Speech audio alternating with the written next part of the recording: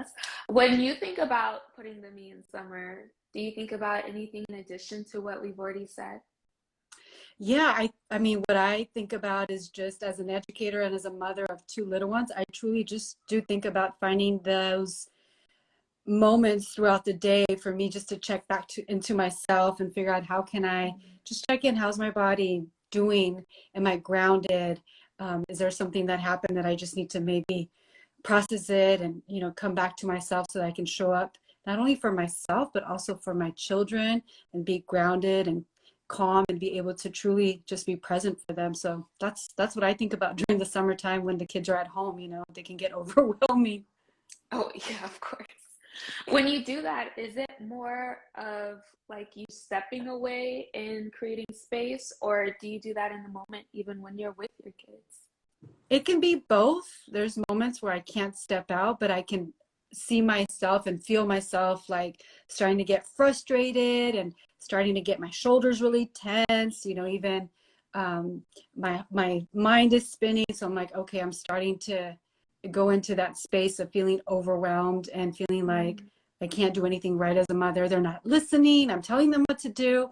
And so even though I'm there, I might be like, okay, just acknowledge that, be aware of that, and then maybe just, okay, trying to take a couple of deep breaths here and just knowing that you're doing the best that you can. And if it's too much, where I might just be like, hey, kids, I'm just going to go upstairs really quick. I need to go use the bathroom, Mm. excuse myself, maybe check in with myself, or even just, mommy's feeling a little bit overwhelmed right now. I'm going to go upstairs and just, take care of myself. I'll be back down like in a minute, 2 minutes, and using that language with them so that they know that moms have feelings and emotions, that we're not always, happy and always can be there with them, but modeling that is so important for them to also have that language to use and to know what to do when they're also feeling overwhelmed. Wow. Yeah. Time, right? So there's that huge shift right now for so many families going from the summer routine into the back to school routine post COVID, which Yeah. I think I've been hearing a lot of parents tell me about the anxiety their kids both experience at home, trying to learn, and now back into the classroom. Kind of one of the things that has been top of mind has been, how do you create the right conditions for your own success, but also for your child's, because they are interrelated. I know, Lily, you Hmm. quite a bit of amazing videos on the topic of even like recognizing your own anxiety. And Lauren, you too. This is a topic you very have been very transparent with all Yeah. your viewers about. And so we just kind of love to hear from both of you a little bit about, how do you create the right conditions for learning for your kid, for yourself, and how do you get your household set up for success as you start the new school year? The new school year. I think what you said too, Lily, was so important. Even just taking that step back, whether it's in the moment and you can't necessarily leave them, or you're able to go upstairs for a little bit. Because if there's one thing I think we can all agree about, it's that you can't learn when you're feeling that anxiety. You can't learn when your mind can't sit still and when you feel that mental pressure. And so it's a matter of learning how to move through those moments.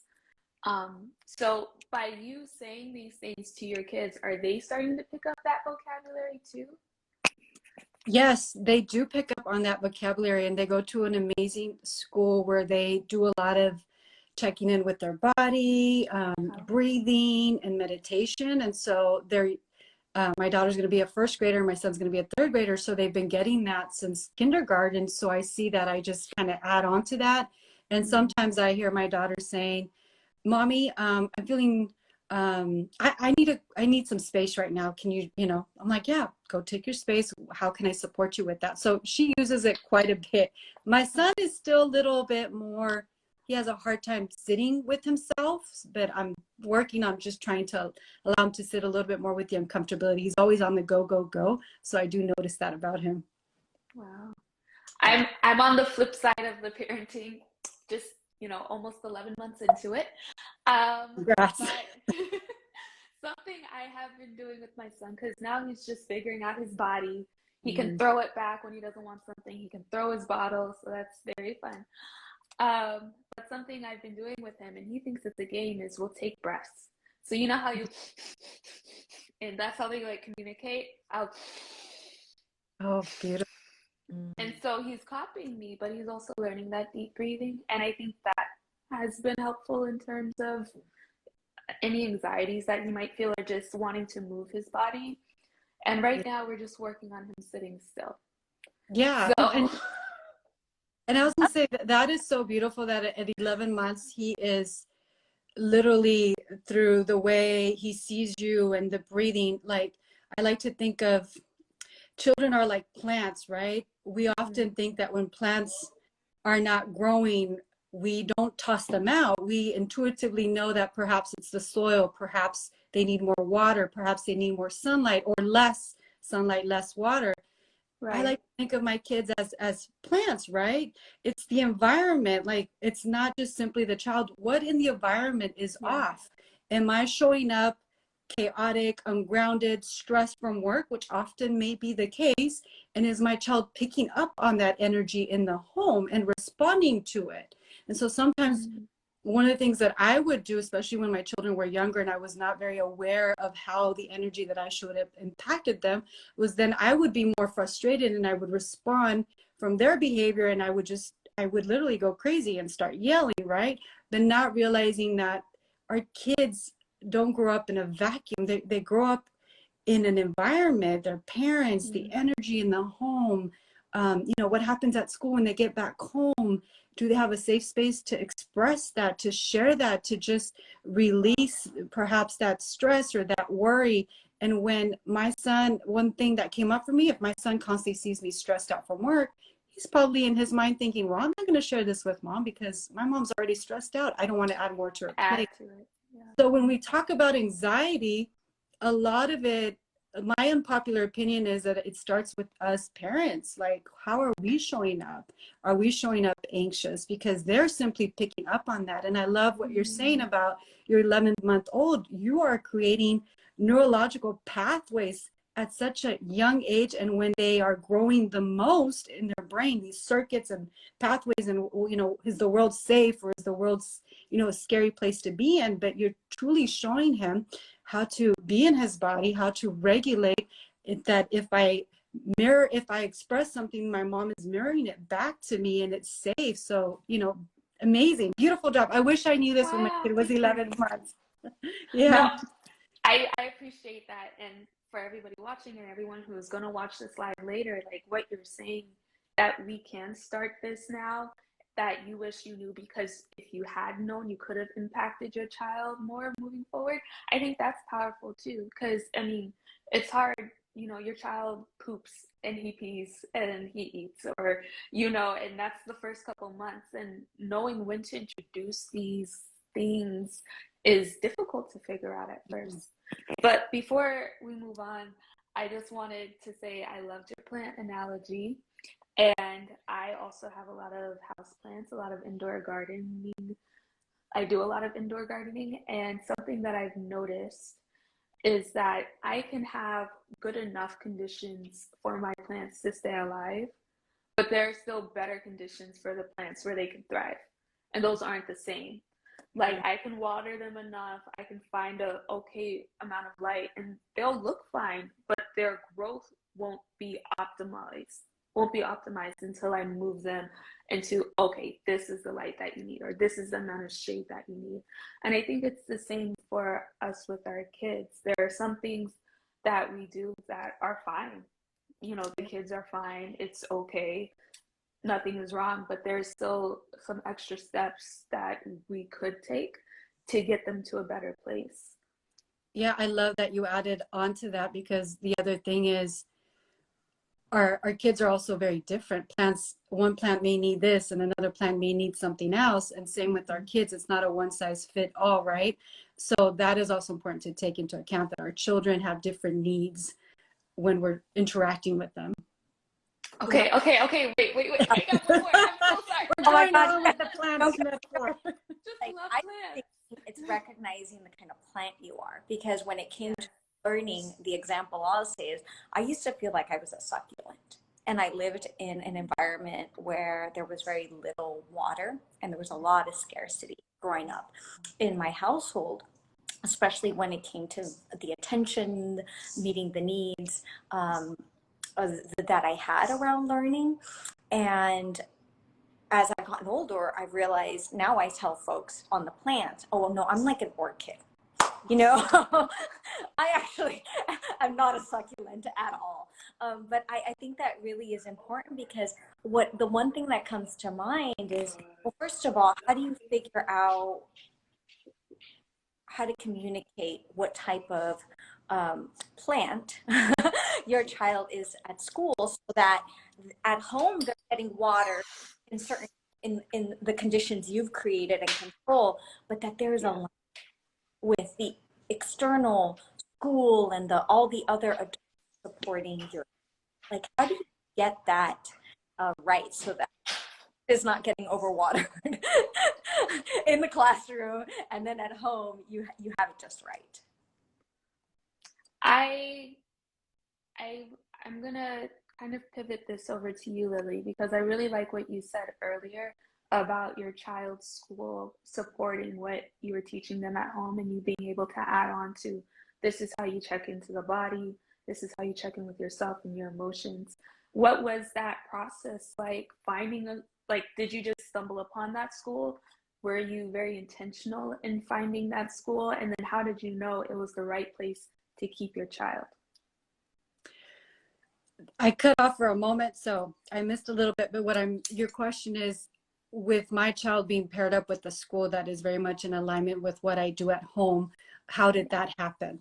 Well, it's a long story, but my husband's Nigerian and he went to boarding school. So, and I'm a public educator, went through public schools. And so when we started to look at schools for our children, he was going down the private school lane and I'm like, what? We're not doing private school, we're doing public.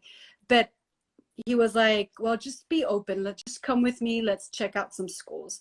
So as I was starting to look at schools and visit them, I was like, wow, it is just night and day, at least from what my experience has been in public schools compared to the private schools we were looking at.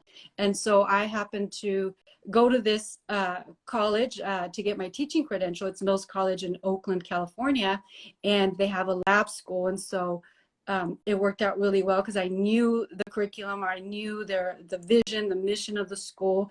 And so they were able to get into the program and were accepted. And, they have, it's much more different. So in many ways, not all parents, have access to private schools. And so when that's the case, and, the option you have is the public school in the neighborhood, which many parents have that option, only option, right? It is important as parents to advocate for our children.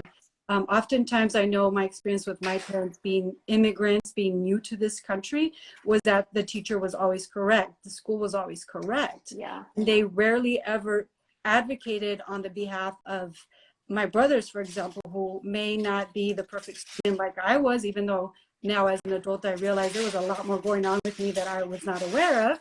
But coming in and knowing you are the best teacher, you are the person that best knows your child, and it could be something as simple as writing an email to your teacher and just saying, this is a couple of things that I'd like you to know about my child. My child, this is when he's happy, this is what he likes to do, or this is what you'll see, and when he gets angry or frustrated, this is what would help him. Please feel free to reach out to me. But going and visiting and back to school night, introducing yourself, and really having that communication. I know teachers are overwhelmed with emails and they're overwhelmed with communication, but just that gentle introduction, I think, goes a long way, because it does tell the teacher, oh, this parent is involved, and this parent is vocal, and this parent's going to be involved in their child's education, as all parents are. They want the best for their children, but just those simple ways of reaching out and communicating and setting a positive tone before, the phone calls about your child is acting out in class, your child is talking, your child is not following orders. At least you have that positive encounter before it goes into that, if it does. Yeah, I agree. I really think that I like how you brought in the immigrant piece because all of us have some type of connection to being an immigrant and what goes into that and the difference in education and what it looks like from different cultures too. But I love how you and your husband were able to collaborate and choose something that worked for both of you guys. I I think that's great. And it sounds like your kids are definitely benefiting for it. And it's nothing against public schools, it's nothing for private schools. It's just what worked for your family. What were the choices that you made? And I Yeah. think knowing you have those options, because I mean, like you said, coming from you don't know what you don't know. And a lot of times we rely on word of mouth, on our friends, our community to set the bar for what we come to know, expect, to understand our options. And now with social media and the internet, the world is your oyster. It's opened Yeah. up so much knowledge, but also with knowledge comes a lot of overload with kind of really Yes. having to look inward, look at your child and find that right fit, knowing, what exactly are those conditions that your particular kid needs. And that's where school and the choices you're making, I say school because it's like the one, some point, you're handing off your Yeah. child to take Yeah.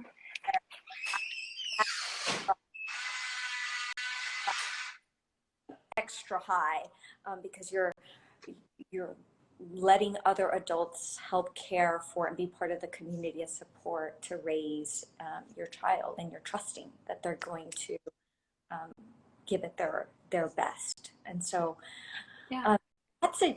One of the things I wanted to ask both of you is that, like, in an ideal world, we can control our energy. So both of you are super mom bosses, do a whole lot, have a lot on your plate. What do you do, or what tips do you give parents when you're just about really to lose, or like you're out of balance, you're out of sync, anxiety hits, and you really are stressed? Just inflation is stressing you out. Every time I go to the market and I see the prices, I'm stressed out when I walk out of there. But what do you actually do, or what are a few quick tips that you give to parents that you can do that help? Mm. Well, I can answer this partially. I had one of these days yesterday. It was just a crazy day. Things were adding, and I felt like I wasn't getting things done. I was getting pulled in different directions, and I ended up just calling one of my friends who is also a mom and being able to like vent to her and brainstorm with her. Have you tried this? Have you thought about this? And talk to somebody who understood the predicament that I'm in. I love all of my friends regardless of whether or not they have kids, but it's just a different level of understanding when somebody has a child the same age as yours or who has had a child and remembers what it was like in that moment. So for me, it's not just creating a space where my son can be supported by the people around him, which I'm always observant of, but also like who are the people who can support me. Sometimes they're the same person. And that's amazing. If I know someone in my life who's good with babies and I can vent to, ideal. Sometimes it might be a family member who is good with my son and we're not as close. So maybe some things I don't want to tell them. Sometimes it's a friend who has no idea what to do with the child. But making sure that you have multiple levels of support so that when those moments come and you feel stuck, you can, okay, what do I do next?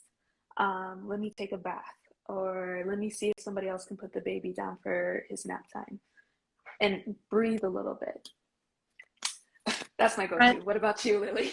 yeah, no, I love that. And what I hear from that is really having community, right? Community Yeah. can be such healing spaces for us as moms when we are constantly on the go and don't have somebody to just share and to, more than anything for me, just be heard. And there's something about just being heard without trying to be fixed, without trying to be rescued, without trying to be saved. That is just so like, it's like a release, like, thank you for just allowing me to just say what I haven't been able to say all day, and I've just been carrying it on my shoulders, right? So community is huge, and that for me looks like, you know, my partner, you know, my therapist, my coach, you know, for me just to be able to talk about some of the challenges and the things that are, you know, are adding to my plate that are stressing me out. The other tip I would give, you know, is writing down a list of what are some of the things that are just really stressing you out, or that are really frustrating you, or, you know, making you feel exhausted, and what perhaps choose top three. How are some ways that maybe you can create systems or plan ahead of time so that you're not, you know, in that situation. I'll give you an example. The morning routine in the morning, when you're trying to get the kids out of the house, you're trying to make it to work on time, can be very stressful. It's been extremely stressful for me. So one of the things that I'm doing, my kids are starting school Wednesday, is I'm sitting down with them, and I'm gonna, you know, family meeting, my husband's also present, and saying, how can we brainstorm and chart some of the things that you guys can do in the morning, and take care of, and then check off, or just put it like I did it already. That way we have a smooth morning and we're not rushing out. So, you know, we have a closet, you know, where we just have our shoes, cubby holes, shoes, you know, we hang our backpacks there, we hang our jackets there, and it just makes a much more smoother morning when it's such a high stress time during the morning. And then the third thing that I've had to learn as a mother, as a Latina woman who, you know, we tend to do everything on our own, is I've truly learned how to ask for help. That's been hard for me. Yeah. I've had to lean into asking for help. Hey, babe, you know, hey, you know, my partner, you know, I am feeling very overwhelmed today. I have a lot going on at work.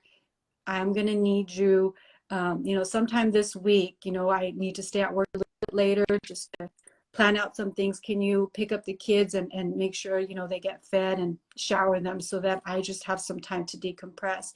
And so that was really difficult for me to do it, but I realized that now that I do it, my partner is supportive. And so there's not the fear of him saying no, even though sometimes he may not be able to, but asking for that help so that I can show up better. And he's told me, he's like, yeah, anytime you need help, let me know, because you actually show up much more grounded and it works out for the whole family. So those would be my three big tips that I know I've been using in my own personal life. I definitely agree. I think especially the last one you said, asking for help. And that's where community comes in. And it's almost like when you're sitting there and you're making that list, you're asking yourself for help. Like you're asking yourself to sit down and brainstorm. These are the issues that you're feeling. How can I solve this? How can I get out of this? And then, you know, as a mom, I don't know if you know this to be true too, Lily, but you're the captain of the ship. You know, if anybody in the house is sick, that's fine. But if you get sick, it's over. You know? You're absolutely right. 100%, it's over. And so to be in a space where you are creating, I heard you say that you're creating spaces and areas where you can better support yourself, even if that's asking other people to support you here. The fact that you went out and you asked, you know, shows you, I got my own back. And no matter what, the ship's not going down. We're good to go. And that's hard to do as a mom, especially when it's told by so many different sources that you should be able to handle it all, and you should be able to be a super mom and a superstar at work and cook and clean and be with your partner. And that's not always the case. So I really appreciate you sharing that. And you know, the one thing that really stood out aside from that, asking for help, is having community. Because raised by a single mom and who didn't have a partner, but she still needed friends. And in fact, actually, the person who helped raise me and ended up being my godmother was our neighbor. Because come home on the bus, it was late. My mother took 3 buses to work and 3 back, so the journey was so long. And our neighbor always used to cook like a soup menudo, and she'd have that out for us, and we'd, like, before we walked into our own apartment, we would go to apartment 7, I remember, and have our every night. And that's really stuck. Yeah, that's the memory that came to mind right now, is how critical is that we think of community and we ask for help, not just with our immediate friends and family, but that it's within reach. It could be your neighbors, it could be people who are supporting you on this journey. Yeah. Yeah. No, I think that's one of the things that is lacking in our, in this busy life that we have, right? We did not, we used to have communities where the neighbors were a part of that, and where we had siblings and aunts and uncles and abuelitas and abuelitos, and we would just all collaborate. And one of the things that I've been reflecting on is now it's like everything is the parents. We have to drop the kids off, pick them up, make sure there's dinner, make sure they're fed, take them to extracurricular activities, and the list just goes on and on. But it's like we're that was not how parenting was done, and it ends up burning out parents. It ends up getting parents stressed out, and then it becomes a vicious cycle where if we're stressed out, we're overwhelmed, we're burdened, then we can't be present for our children, and they feed off of that energy. So I love that you are emphasizing the community piece, because I think that's something that is so essential in our mental health and just our overall well-being. Just coming back to that, how can we create community amongst our busy schedules? Even though it may not be family, but how can we community amongst our classmates or our kids' classmates? I mean, I have like 4 moms that I connected through at the school that my kids go, and we're constantly like, we're working moms, so we're like, hey, can you pick up kids today? Can I pick them up from you? And that just creates that community that is so desperately needed. So yeah. I love how you tied it into where we started this conversation, where it was, okay, the kids are feeling anxiety, the parents are feeling anxiety. How can we help release it? And I mean, taking us back to the journey of our conversation, having landed on you need to be able to figure out and identify what is causing you the stress, brainstorm ways to support yourself through that, even if it's delegating to somebody else, asking for help, leaning on the community that you have already, and making sure that the model that you're setting for your children is something that you want them to imitate throughout their life. If you are checking in with your body, if you are taking those deep breaths, if you're saying, okay, mommy's overwhelmed, I need 2 minutes upstairs and I'll be right back, and teaching them and showing them how to have that relationship with themselves, that's what they're going to think is normal. Mm-hmm. Well, this is great. Thank you for that summary. Yep, well, you got it. You two are so amazing. Thank you for being part of the community of Good Beat Parents. We are the only channel by parents for parents, because we really believe that, I think, Lily, you wrote it, it's the healing starts with you. So it's impossible to detach student outcomes, student success. I know there isn't a parent I have ever met who doesn't have big dreams for their kid, whose eyes don't light up when they talk about their children. And so doing all the things we can do to be work to continuously grow and be a better versions of ourselves, I think that's where the future really is, because our kids get now access to an evolving version of yourself. And so all these tips are super helpful. We hope that this helps parents sitting at home who feel overwhelmed, just to be able to be like, yeah, this is a reminder that I'm not the only one. And all the things you guys are sharing are just so key. So thank you for sharing all this stuff and being part of the Good Beat community. Both of you are amazing and talented creators who are setting the bar really high for success, and are really living up to those values. So thank you. Thank you. Thank you for this amazing space, revolutionary space, just to have parents use their voices and share their experiences so that we don't feel alone in this process. Thank you. Yep. And Lauren, thank you so much. You are, as always, she's one of our first creators at Good Beat. Her series, she has a series out that's Parents as Their First Teacher. So I remember when she did that series, on to create a lot of educational videos around how you parent, parenting styles, attachment, given her expertise in education, psychology, and putting all those skill sets um, together to create these videos. So follow us if you follow our community at Good Beats. Follow us on social media. We're on Instagram. We have playlists on YouTube. So if you're wanting to more and hear more from creators like Lily and Lauren, you can find a playlist on YouTube and join us for our next live. Sounds good. I will see you next week, Monday. Same time. Bye, Lily. Bye. Bye-bye. Big heart.